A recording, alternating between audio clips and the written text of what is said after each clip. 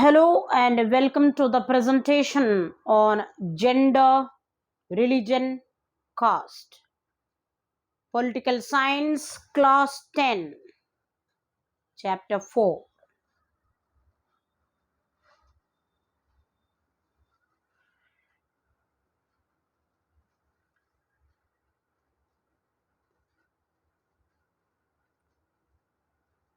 In the society, we generally have the gender of male and female. And usually, from times immemorial, there is the domination of the male gender on the female.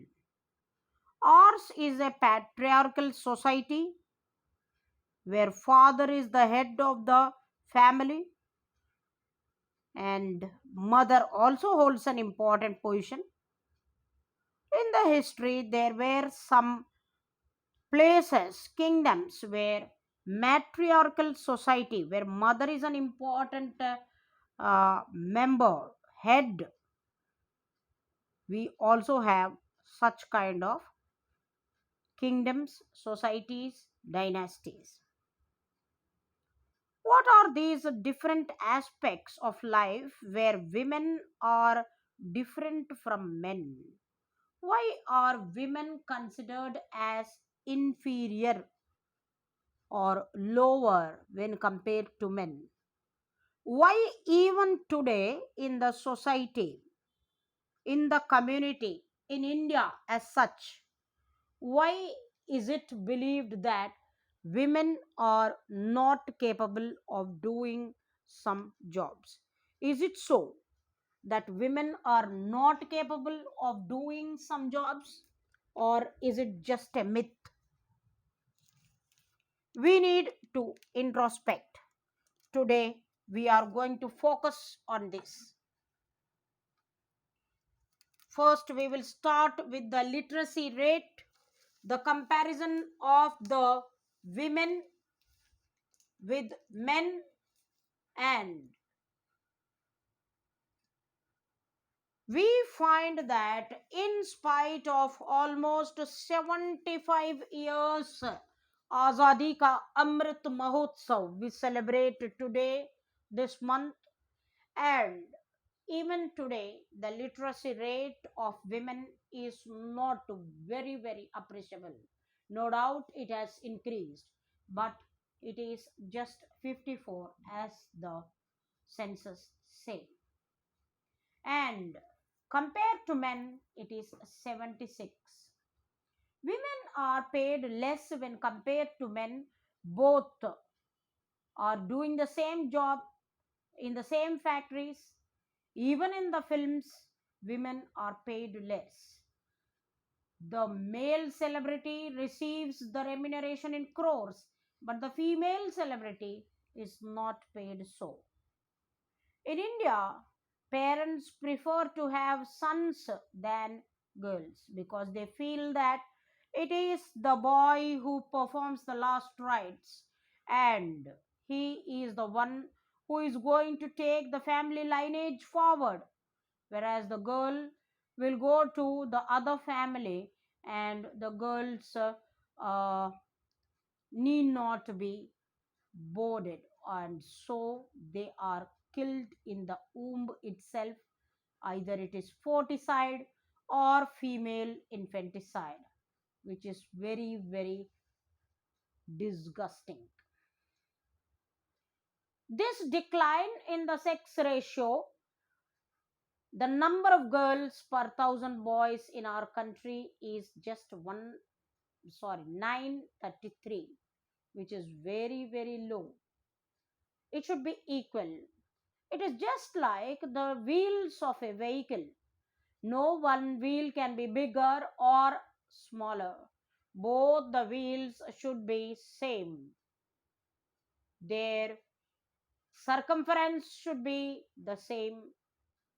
Their width should be the same, so on. In the same way, a family, both father and mother, are equally important. No one person does everything on himself or herself.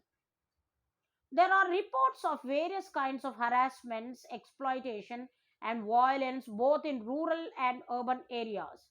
Women are not safe at home, and this kind of threat and harassment which is done on them is the domestic violence. Those movements which created an awareness for the protection of women, asking for equal rights for women, demanding equal rights for women both at the personal as well as family life. They are born individuals, they have right for development, professional growth, their self can be as free as any other person in the society. These movements asking for equal rights for women are the feminist movements.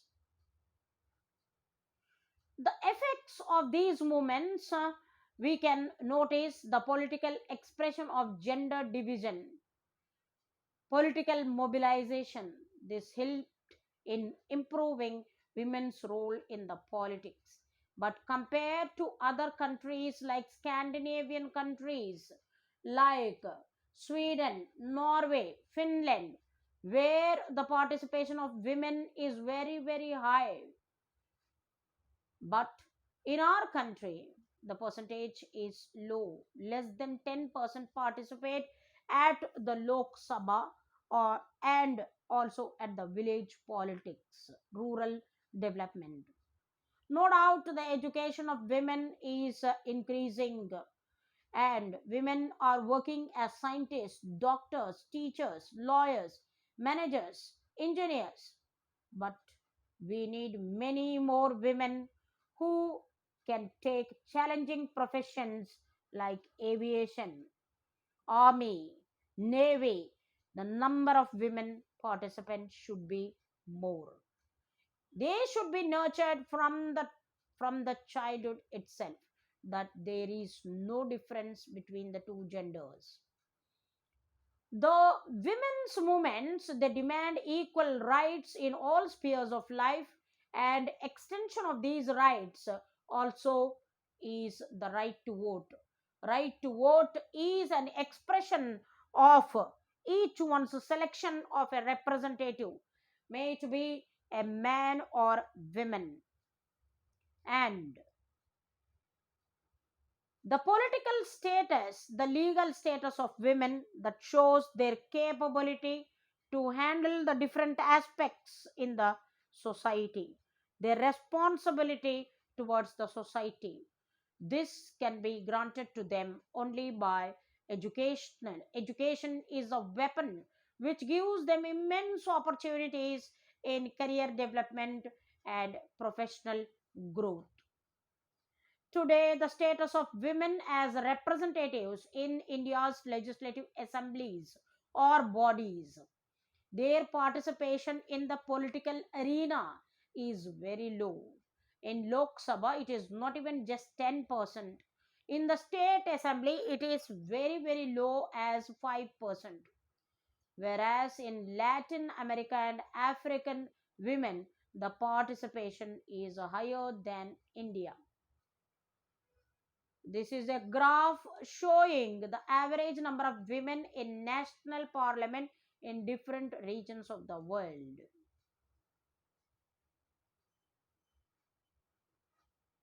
And where is India? Marked in pink, very, very low. We should create this awareness. All you boys, young boys and girls who are studying this concept, you all should take it as your responsibility to create gender equality and create awareness among the society that both the genders are equally important. Imagine the role of your mother in shaping your family. The same role is applicable to all the women in the entire country. What steps can be taken to improve women's representation in the politics? It should be legally binding to have a fair proportion of representation of women in the elected bodies. Some seats should be reserved for women in state legislative assemblies and Lok Sabha. We already have that reservation, one third, 33%. But why is it not filled?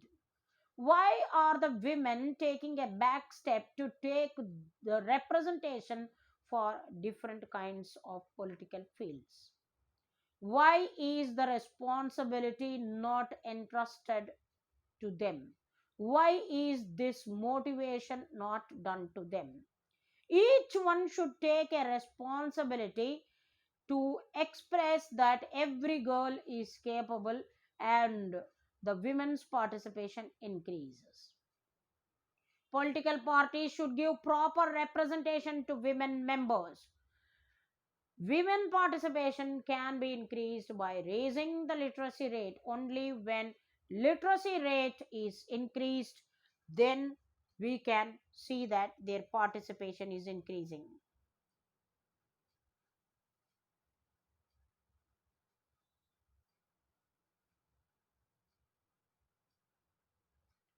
This is the child sex ratio, the census 2011, the age group of 0 to 6 years, comparison of girls to boys,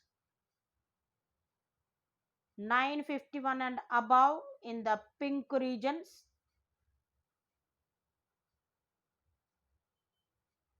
the northeastern states,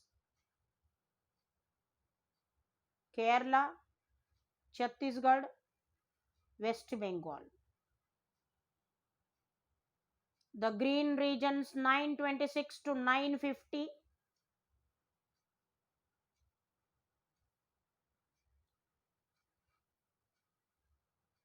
from 901 to 925 is the yellow region, and remaining all is very very low. This awareness should be created in the minds of the people that girl child is not a burden. So, having now talked about the gender equality, let us talk about the relationship between religion and politics. Mahatma Gandhi, the father of the nation, used to say that religion can never be separated from politics. According to him, politics must be guided by ethics drawn from all religions. He never meant that the people belong to Hinduism, Islam, Sikhism, Jainism are going to rule the world. But the religion which teaches us the moral values, the ethics, the guidelines, the principles, the rules, regulations, our responsibility towards our religion, those principles we will utilize in the fulfillment of objectives for the nation's upliftment. The human rights groups have argued that the most of the victims of communal rights in the country are the people from religious minorities. They have demanded that government should take special steps to protect them. All those people who are lesser in number when compared to the majority are minorities. In India, Hinduism is majority, all other regions are minorities. Women's movements have argued that family laws of all religions should be the same. Yes. How can religion influence politics?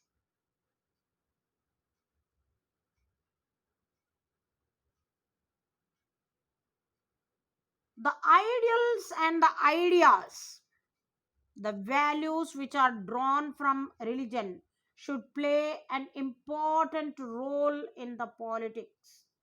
Those ideas should make us better individuals, better representatives to serve the nation in a better way.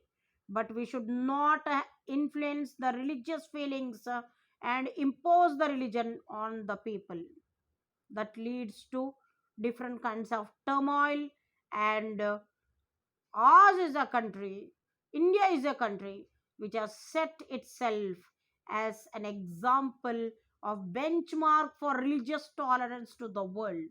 In spite of having so many religions, we don't have these kind of differences. We live with the concept of unity in diversity. People should be able to express in politics their needs and demands as a member of a religious community. Only that religious community should not be able to do the good and fulfill the necessities of that particular community. Whatever may be the religion, the objectives and the framework of that party should be for the general good, and it should be absolutely unbiased. Those who hold political power should be able to prevent discrimination on the basis of religion. They should be having religious tolerance and set themselves as example for other followers.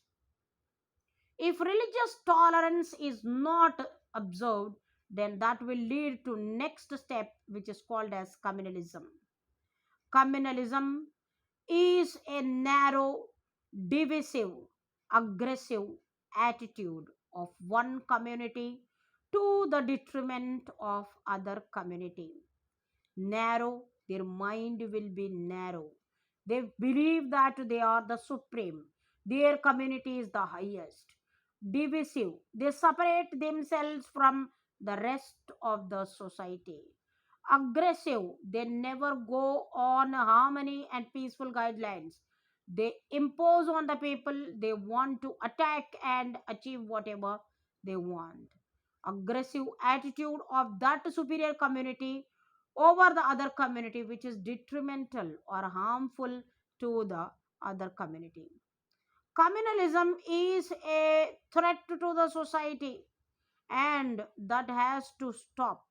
If it is not stopping, then the own interest, at any cost it may be, that is very, very dangerous to the other communities. Communalism is a term used to denote the attempts to construct a religious or ethnic identity, who incite strife, who develop strife between the people who are identified as different communities, and to stimulate or to raise the communal violence between those social groups. It derives from history, it derives from differences in their beliefs and notions, and it creates tensions between the communities, which will lead to conflict and then to destruction. When does communalism problem become acute? When it is more severe. Religion is seen as a basis of the nation. Religion should not rule the nation. A nation should be absolutely without the religion. Religion should not influence in the ruling. When one religion and its followers are discriminated by others, when the people start believing that their religion is superior than other religions, that leads to lot of havoc. When the state power is used to establish the domination of one religion over another, these people who have these communal beliefs, who feel that religious superiority or religious community, their fundamental interest is the same. These people who follow different religions cannot belong to same social community. There is difference of ideology, difference of beliefs, difference of notions. If these followers of different religions have the commonalities, these are superficial, just for namesake. The idea of communal politics is fundamentally flawed. That is a threat to the society. Most of these beliefs are untrue. All the religions have the same principle to give. Maybe the language is different, maybe the procedure is different, but each religion imparts the same beliefs. Everyone has several roles, other roles, positions, and identities. There are many voices inside every community, and all these voices have the right to be heard. No one religion is supreme. All religions are same, and the aspirations of each person should be same. Each one should be living comfortably. Different forms of communal politics can be. People often believe that the ideas of their religion are superior to the ideas of other religion. The people of a particular religion want maximum representation. They feel that their religion is more important and it should represent the politics. This takes place the form of majoritarianism we saw in Sri Lanka, an apt example which led to mistrust between the community and disturbance in the society. As a result of it, people of minority community, they then demand for separate states for themselves. They mobilize people on communal lines in politics in another form of communal belief. Mobilization is done on the basis of emotional appeal, in the name of fear, God fearing nature, in the name of symbols, in the name of flags, in the name of religious slogans by the leaders. And all these followers blindly follow the religious faith and walk in that community without introspecting what is the general good. In its most ugly form, communalism leads to violence. People from various religions are opposite to each other and they use violence to show their religious domination. Because there is no chance to be heard, so they adopt destructive methods. Example, when India and Pakistan were to be divided on the basis of religion, on the day of partition, India and Pakistan suffered the most worst communal politics or riots at the time of partition. Many people unwantedly they went to Pakistan. They wanted to stay here, but they had to go. And many people had to give up their land of Pakistan, and with heavy heart they had to come into India. Constitution makes a provision that India is a secular state. Any kind of belief of communalism is a threat and danger to the nation's progress. India has adopted, the framers of the constitution made India a sovereign, socialist, secular, democratic republic. Secular state, one which has no official religion of its own. In Sri Lanka, they have Buddhism. In Pakistan, they have Islam. In England, they have Christianity. In our country, we have all religions. No one religion is encouraged nor discouraged. The Constitution provides to all individuals and communities freedom to profess, practice, and propagate any religion of their own choice. They can have a profession, they can preach for it, they can practice, they can spread the knowledge of any religion of their own, of their choice.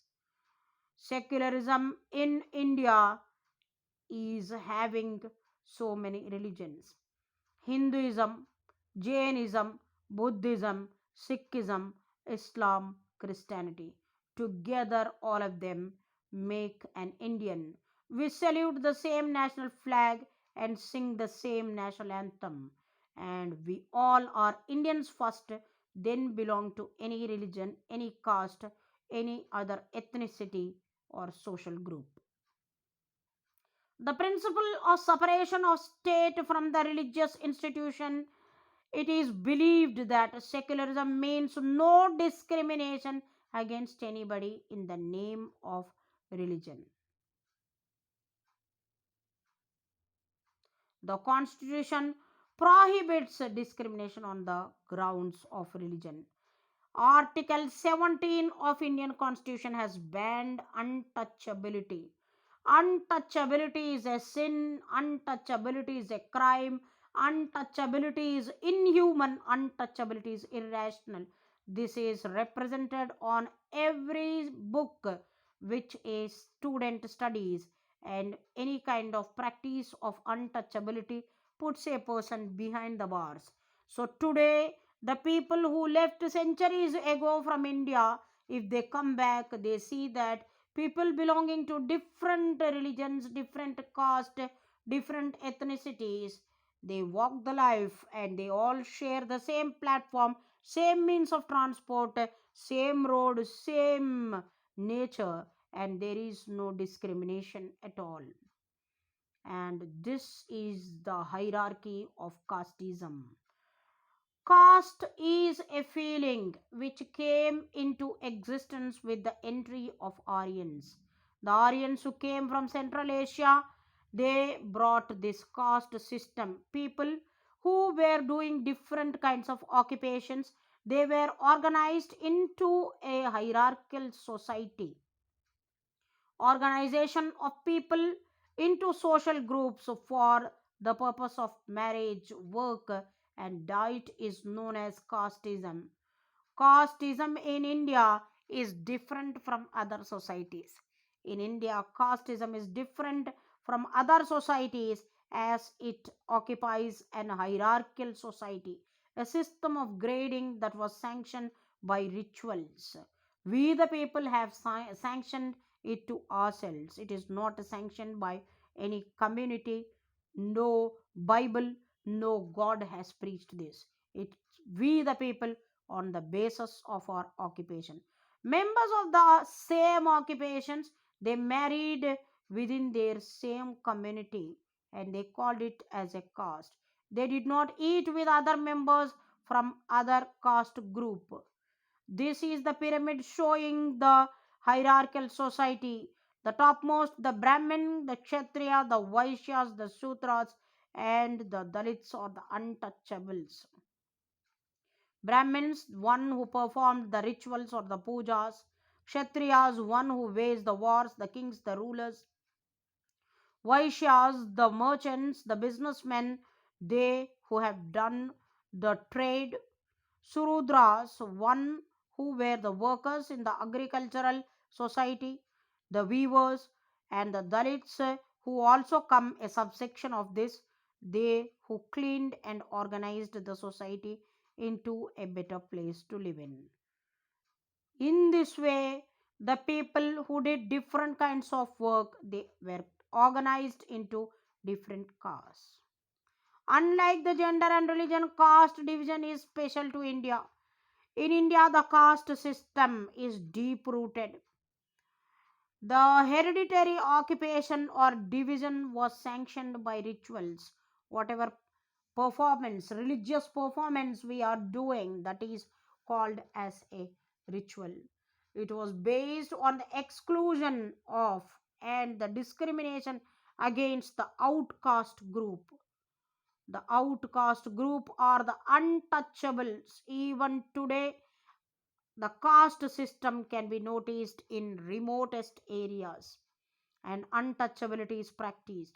But Article 17 bans untouchability on the basis of caste. Most people, even today, in spite of being educated, they marry within their own community and tribe. But the government has made provision for intercaste marriages to encourage people belonging to different castes come together and there will be unity. They are rewarded monetarily. Despite provision in the constitution, untouchability has not ended completely even today. For this, only education is a system which creates an awareness in all the minds that all people who are born in this country, in this world, have the same qualities granted and each one is the same.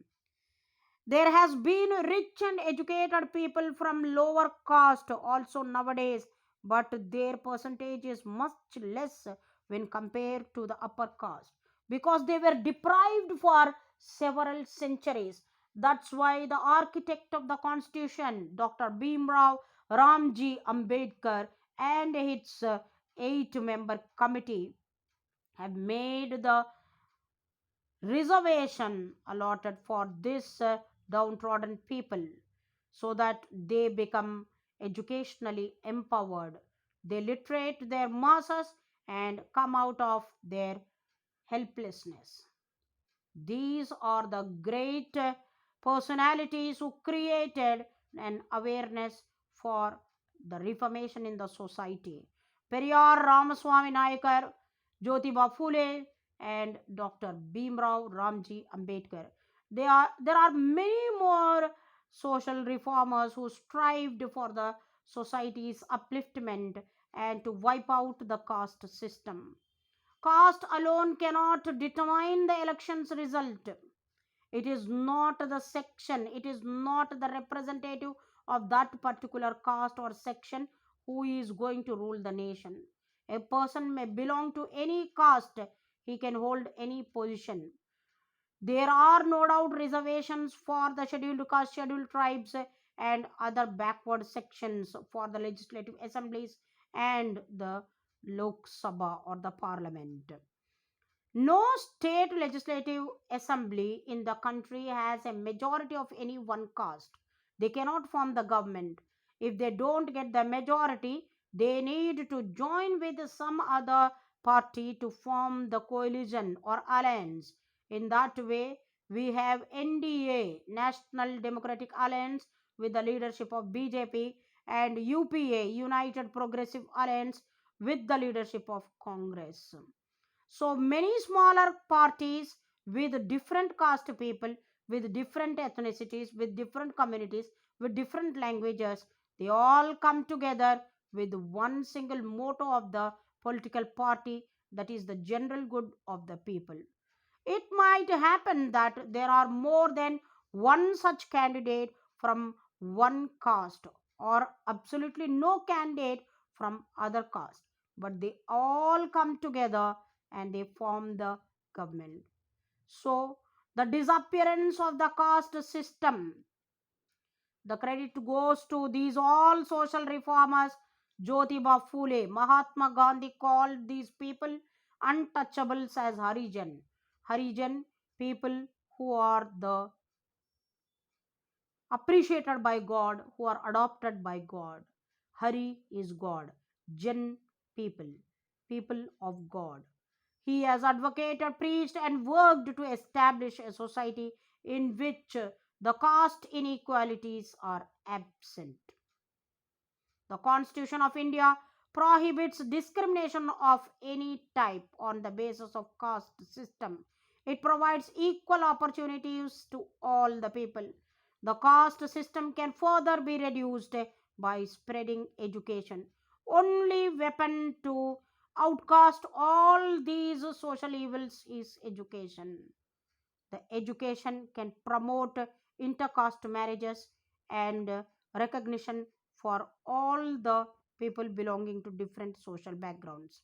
While choosing a candidate in the caste system, which is deep rooted in Indian politics, when parties make a choice, the candidate in election, they keep in mind the caste composition of the electorate and nominate candidates from different castes so that to get necessary support to win the elections. We can call this caste system as a vote bank.